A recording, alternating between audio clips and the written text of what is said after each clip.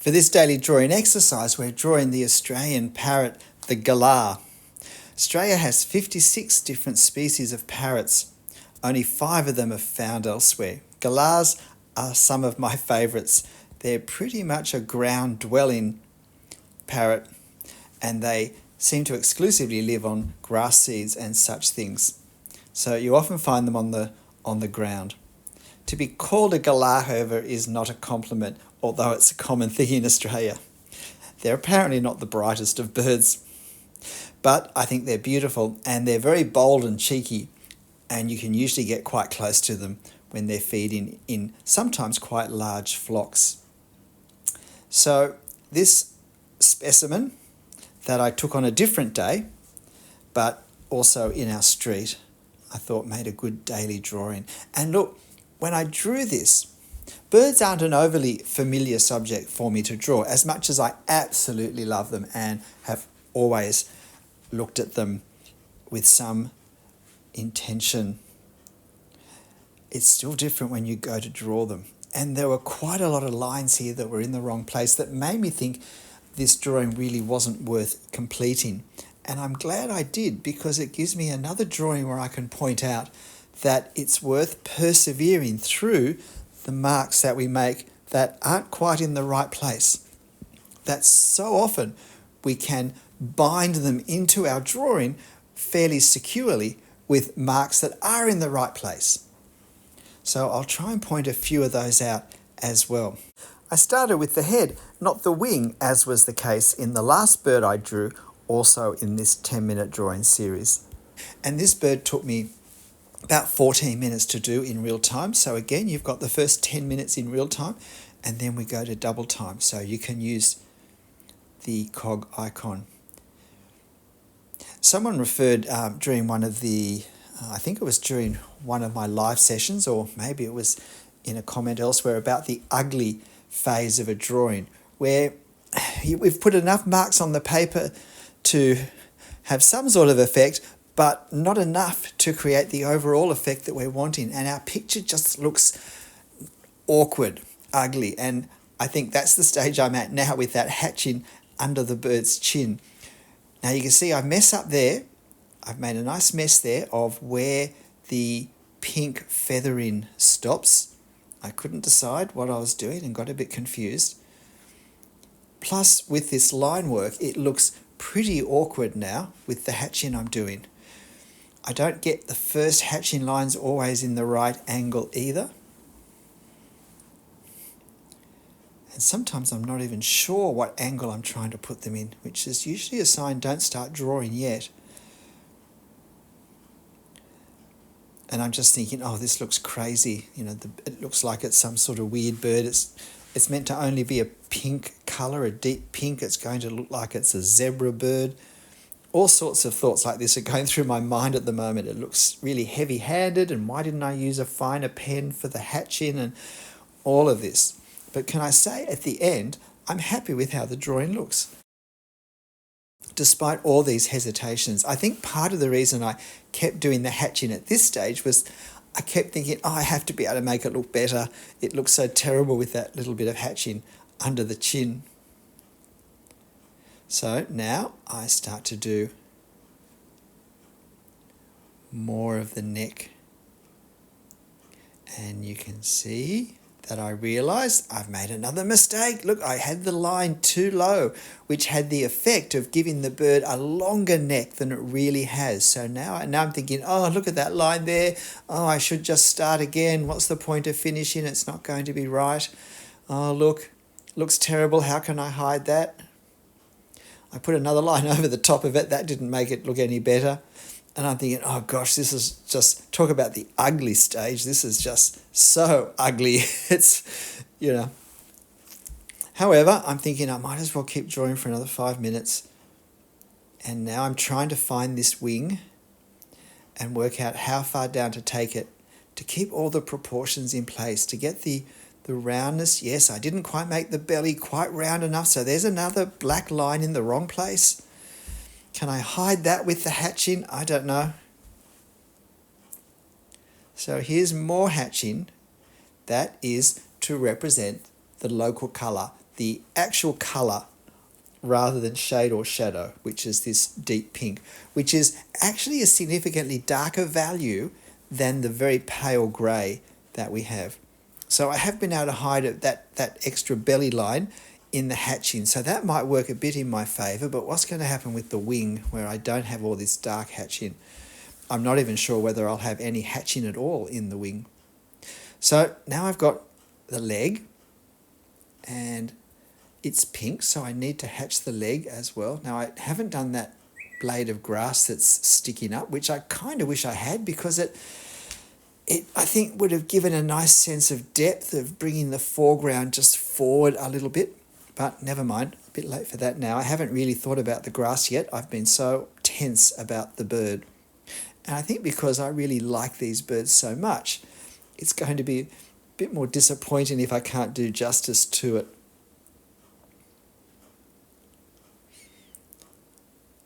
They have quite a chattery sound as they feed and the sort of noises they make. So I'm doing something a little bit different. I'm actually doing some of the grass now before I finish the bird. I think I've just got a bit scared to continue the back of the bird. I've had so many lines in the wrong place as I've progressed down the back that I thought I might just use up a bit of time with something a bit safer, such as the grass. Now with the grass, of course, I'm not trying to exactly draw what's there, but I do get some ideas. So I'm looking at the proportions. I'm looking at, so if that's sort of in the right spot, I have 4 marks that indicate the boundaries of the photo, but that only works if I'm drawing at actual size. My drawing's a little bit bigger, so I could probably go to the edge on the left-hand side.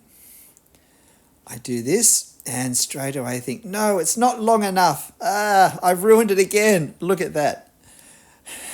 And I'm thinking, this is really looking terrible. All these lines in the wrong place. Do not think that I get everything right. But what I have learned is how to minimize the impact of things that aren't right. So they're not nearly the problem, and sometimes not a problem at all by the time we finish. It ain't over till it's over. It's so true of drawings. We have to push through the ugly stage where it just looks awkward and we haven't yet been able to create the overall effect with our marks that we hope to. Paintings even more so have this with all their underpainting.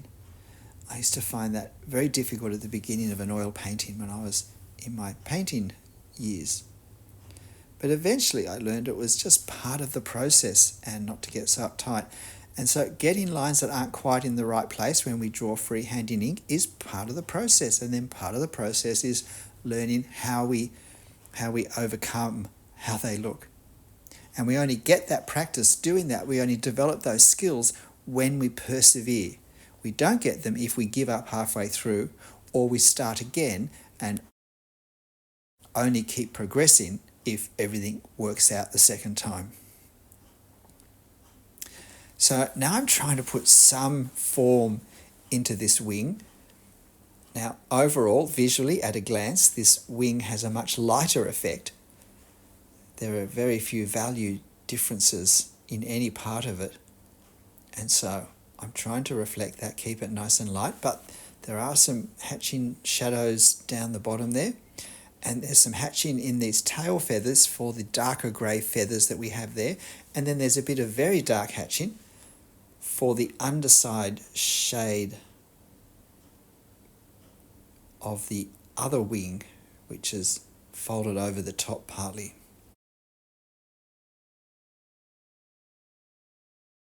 So now it's looking a bit more like a galah.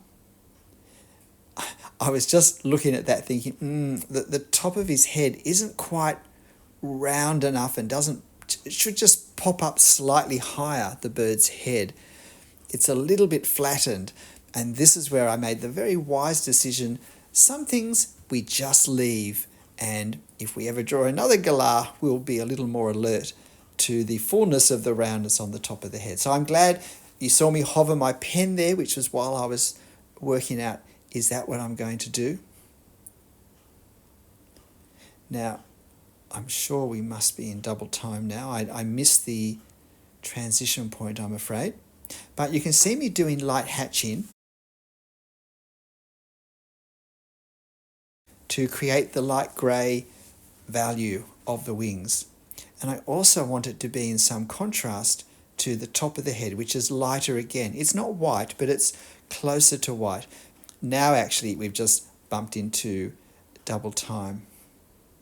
Although I think this might actually be time and a half rather than double time. But look, if you want to see this in real time as well, you can use the cog icon to slow it down. And if you've enjoyed this drawing and these ramblings on drawing an Australian galah, then please hit the like button for me and leave me a comment if you'd like to see more birds. It's not always easy to get a photo of a bird to be close enough to get a good enough photo to use, but we have so many of them here. I do enjoy trying to catch them on camera. I do have some lyrebird videos, and maybe I can grab a still from one of those. I guess it's the Australian answer to the peacock. It's not really in the same category, but it's a great looking bird to see. So more hatching now, because I want to get the values, the darker shaded areas in place now, so that this hatching is not just for the dark pink colour, but we also get a sense of the shadows and to give a little more sense of 3 dimensions on its front, which is where we have the most roundedness to deal with. And of course, you'll find this reference photo on my channel community page if you'd like to have a go yourself at drawing an Australian galah, one of our 56 species of parrots. Australia actually has more parrots than South America. Mind you, some of the South American ones are very spectacular, so I don't think either of us are going to complain. And now just trying to get the direction sorted a bit with this to create the right sort of feel of roundness. And now that this is all done, I'm feeling like it's working a lot better. And now with the grass, it's trying to capture the effect of the detail, not the detail. Have a look at my marks closely here and compare them with what's in the reference. I'm not trying to draw anything exactly. I'm trying to create the feel of the grass, and it's the same with the shadow. I have some videos on drawing grass if this is a problem area for you.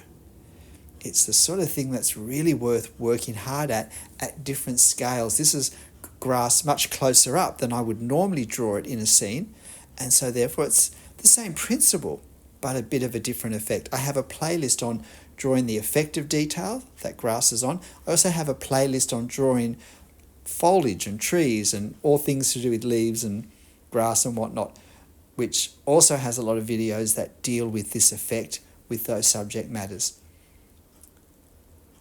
My style has been determined, my drawing style has been determined by coming to see that when I draw, I'm drawing the effect of the detail, not the actual detail. That now guides me in the marks I choose. G'day, I'm Stephen Travers. Look, I hope you enjoyed watching this because I so enjoyed it, and especially because I thought it wasn't going to turn out. I thought there were 3 or 4 times where I wrecked it, and what I learnt was that all of those marks that weren't in the best spot for me were all able to be wrapped up in more marks so that they looked fine by the end. And I'm really happy. I think I've captured enough of this little cheeky fellow to make me smile. But look, whatever you draw, however you draw it, make sure you have fun. I'll see you next time. Bye.